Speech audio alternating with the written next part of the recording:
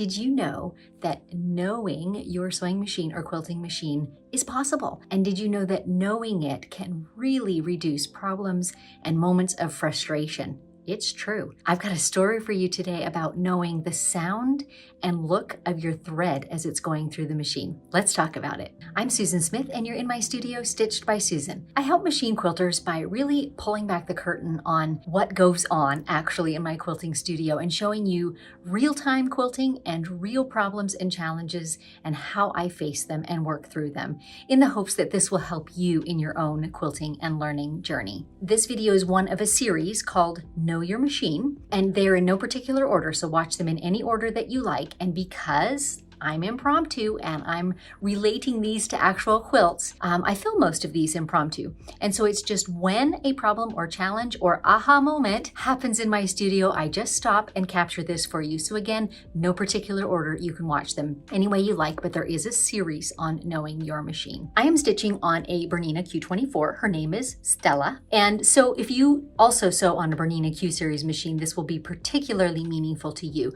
But the overall tip will apply no matter what machine you're sewing on, and even in fact whether it's a long arm or a sit-down machine. What I want to talk about today is really getting intimately acquainted with the look and the sound of thread as it's flowing through your machine. So here's the story. I'm working on this gorgeous quilt. It's kind of oriental prints, and actually it's pieced kimonos. They're big, so I can't show you whole ones, but they're scrappy kimonos. And I'm quilting a digital edge-to-edge design over the whole thing.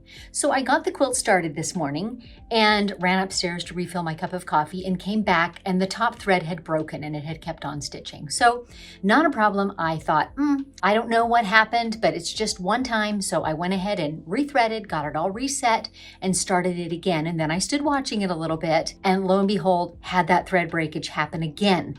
Well, my kind of rule of thumb is when it happens once, it might be an anomaly, but when it happens twice, you need to start looking for deeper problems. So what I did first off, I started with the top thread and I tugged on it a little bit, and I could immediately feel there was an enormous amount of resistance, and that's why it broke. So I followed the thread up and I realized my thread was catching on the little notch where you clasp the thread when you're winding it up on the spool for storage, and it had caught on that and therefore broke because it wouldn't feed cleanly through. So my thread does not usually do that, and I don't usually use a thread net, but my immediate solution was, well, I need a thread net or guide.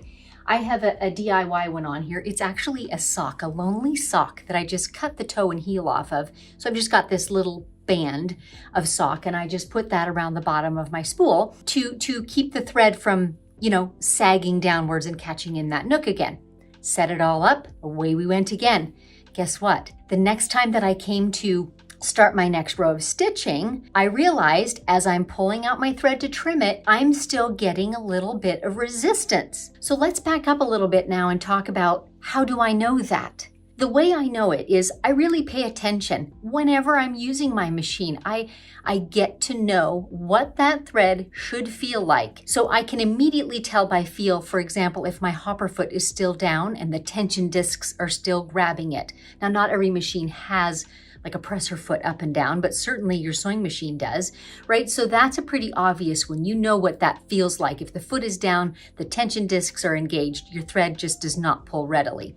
Lift the presser foot and out comes the thread. But more subtly, do you really know what that feels like when you're pulling the thread through, like how much resistance it should have? And you want to know that because this can avoid so many problems for you in the future. So I'm pulling on this thread and I'm realizing it's got some resistance, and then all of a sudden it flows freely again. And then there's more resistance. So I'm thinking, okay, what's the problem here? And again, I start watching my spool and I realize that my trusty DIY sock is a little too tight, and it's cut, you can see there, it's better than 2 inches wide, and it's a little too snug because my spool is really, really full. So my short-term solution was just to tug the sock lower so that it stretched out a little bit around the rim, and just so that there's not as much of it grasping the thread as it's unspooling. And that in fact worked very well. My longer term solution is I need to get a sock that's a little bit looser, because when I have very full spools, it's just clutching it a little bit too tightly. Nevertheless,